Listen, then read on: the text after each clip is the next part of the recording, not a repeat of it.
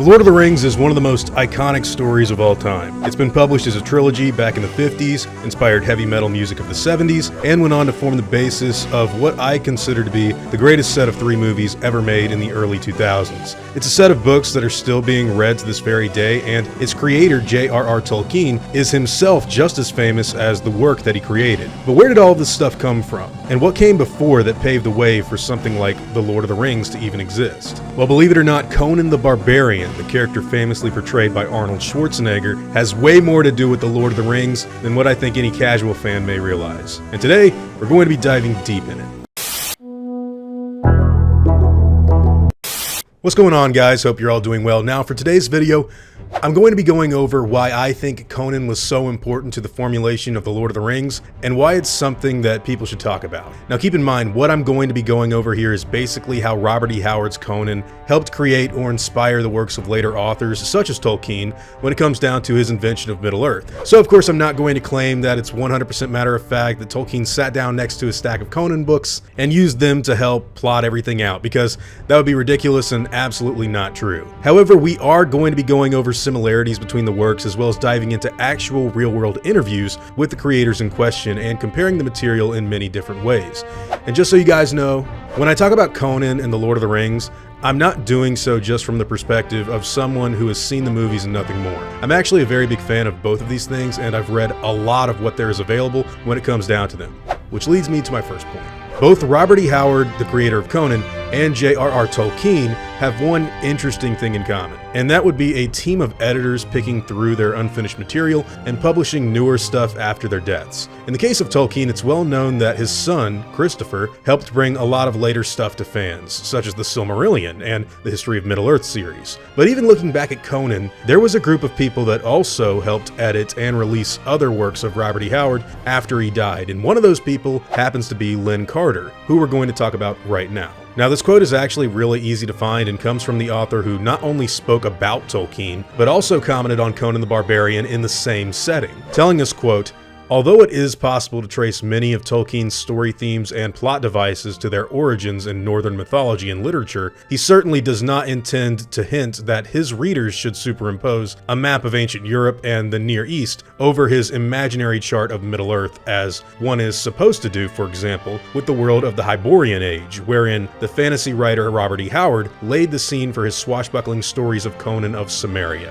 which, by the way, Tolkien has read and said he rather enjoys." Now, in regards to Carter's comments on the Hyborian Age, or the world in which Conan exists, yes, it's pretty easy to see how that world relates to our modern day one, with areas like Iranistan, Kush, and Samaria literally being placeholders for the Middle East, Africa, and Northern Europe. Conan the Barbarian tells a fictionalized version of our past that tries to bear a grounded resemblance to the days of old in which it's trying to emulate. It is interesting to note, however, that while Tolkien ultimately decided not to go with an idea like that, much of his world building in Middle-earth was at one point in time supposed to represent parts of old Europe. In the end, though, he sort of abandoned this sort of reworking of England's mythology, but make no mistake, he initially did have ideas like that when creating Middle-earth. So there is an interesting parallel there when it comes to laying out the land in which your stories will take place, which is what Robert E. Howard did with the Hyborian Age, and what Tolkien had intended to do initially with some early ideas for fleshing out the first, second, and third ages of Middle-earth. But getting back to that initial quote, Lin Carter even says that Tolkien rather enjoyed Conan the Barbarian, which probably caught your attention if you'd never heard that before. And from here on out, well, things get a little complicated. You see, the Conan author was actually talking about another quote he heard from L. Sprague de Camp, who is also someone who helped edit and rewrite several Howard stories after his death, and brought more Conan to the fans. Now, de Camp actually met Tolkien in person back in February of 1967, and talked about that meeting with the following quote. "Tolkien said he found the anthology interesting, but did not much like the stories in it. We sat in the garage for a couple of hours smoking pipes, drinking beer, and talking about a variety of things. Practically anything in English literature, from Beowulf down.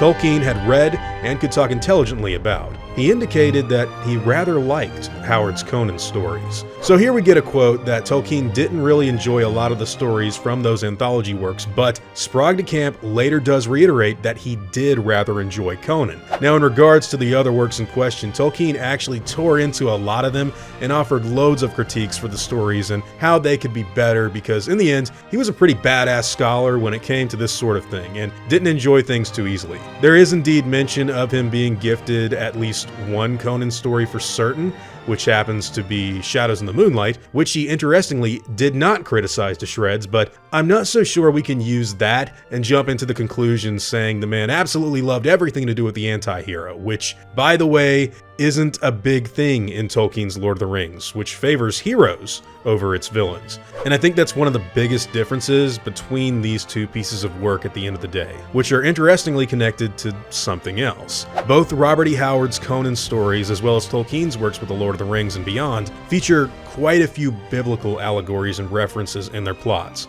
For Tolkien, everyone and their mother has commented on how the creation of Middle-earth by Eru Ilúvatar is basically God, and the fall of Melkor or Morgoth, the original Dark Lord, is extremely similar to that of Lucifer becoming Satan. There are Garden of Eden parallels, and of course the central theme and messages of Lord of the Rings have a very good versus evil ring to them. Robert E. Howard's Conan books are a little bit different, but they no less featured biblical subtext as well. The most obvious that you'll probably recognize is the crucifixion of Conan, which happens in the story titled A Witch Shall Be Born, which coincidentally also features another reference to the New Testament, which I didn't even catch on to until prepping this video. You see, in the story A Witch Shall Be Born, the witch in question says her name is Salome, who implies that witches have been born with the same name in the past, and more witches will be born with the same name in centuries to come. To quote, "Trap men's hearts by their sorcery, to dance before the kings of the world, and see the heads of the wise men fall at their pleasure." That basically means she's an earlier incarnation of the woman Salome,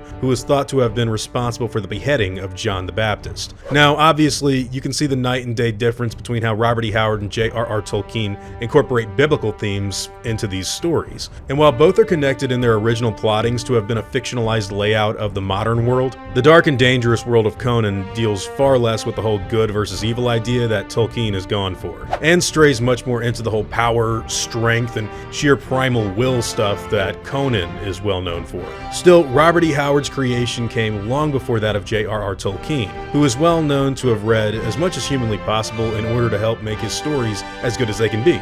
The connections between the two get a little more interesting though, with another one of L. Sprague de Camp's quotes about the subject matter, when he said, quote, "During our conversation, I said something casual to Tolkien about my involvement with Howard's Conan stories, and he said he rather liked them. That was all. We went on to other subjects. I know he had read Swords and Sorcery because I had sent him a copy. I don't know if he had read any other Conan besides Shadows in the Moonlight, but I rather doubt it." This was later elaborated on by Tolkien himself, who said that he didn't really like much other fiction outside of the work he was presently doing. But yes, he did indeed have one Conan story, and it is alleged that he rather enjoyed what he read, which could actually be somewhat proven probable due to the fact that Shadows in the Moonlight was one of the only stories he didn't rip to shreds in his criticism of the sword and sorcery material he'd been given. And I think the similarities in the world building of both Hyboria and Middle-earth could, in theory, have something to do with that as well. Now, to say that Tolkien was a massive Conan the Barbarian fan is just as baseless as saying Peter Jackson was a massive John Carpenter fanatic without much else to back it up. But hey, it is true that these worlds did cross over and mingle back in the day, and Conan the Barbarian came first in the construction of a mythological world that Tolkien would later expand beyond The Hobbit's 1930s publication. Another interesting thing to note is that while Conan's stories were usually published in magazines and took place in many different stages of his life, there does exist a probable outline for the life of Conan, who did have a beginning, middle, and end as a character. Between the times when the oceans drank Atlantis and the rise of the sons of Arius. You know, it's the whole thing from the Arnold movies. Conan, destined to bear the jeweled crown of Aquilonia upon a troubled brow. This is legit something that happens throughout the course of his life. He's a thief, raider, mercenary, part of the Kozaki before he becomes king of Aquilonia, which are, the later stories in his life. You can also see this take part in The Lord of the Rings and even the Silmarillion, with those stories taking place over the course of hundreds of years and overlapping in narrative narrative, which Howard's other creation, Kull, happened to also do in regards to a backstory for the world of the Hyborian Age and the Serpent People, as well as several other things in the Conan stories. In the end, if you're asking for my opinion, Conan walked so that Lord of the Rings could run. And while Tolkien certainly didn't study the works of Robert E. Howard as dedicated as he definitely did to the mythologies of England and the Bible, Howard did come first in regards to creating the sword and sorcery genre. He was the first to build the epic world, the first to give a modern take on that entire age and reformat it with a Western context of philosophies that Tolkien would later on adopt as well. At the moment, I don't really think the two are much more connected outside of that, but it is true that every piece of greatness Tolkien built in regards to his Middle-earth stories does share some early vague counterpart in the stories of Conan from Cimmeria, which Tolkien not only was aware of, but didn't outright despise, which I found to be rather interesting. Conan the Barbarian is way less sophisticated and way darker than anything Tolkien wrote, with many of Conan's stories being about revenge or seeking out women and alcohol before fighting giant idols and snakes, whereas Tolkien's material is far more regal, for lack of a better term. And his writing is just downright better as far as writing goes. But yeah, these two properties are connected in more ways than I think people would be led to believe. And being a fan of both of them, it's pretty awesome in my personal opinion. But hey guys, those are all just my own thoughts on the subject matter. Nothing here is really meant to be more than just an observation from me and me alone. So whatever your own thoughts happen to be, I'd love to hear them in the comments down below.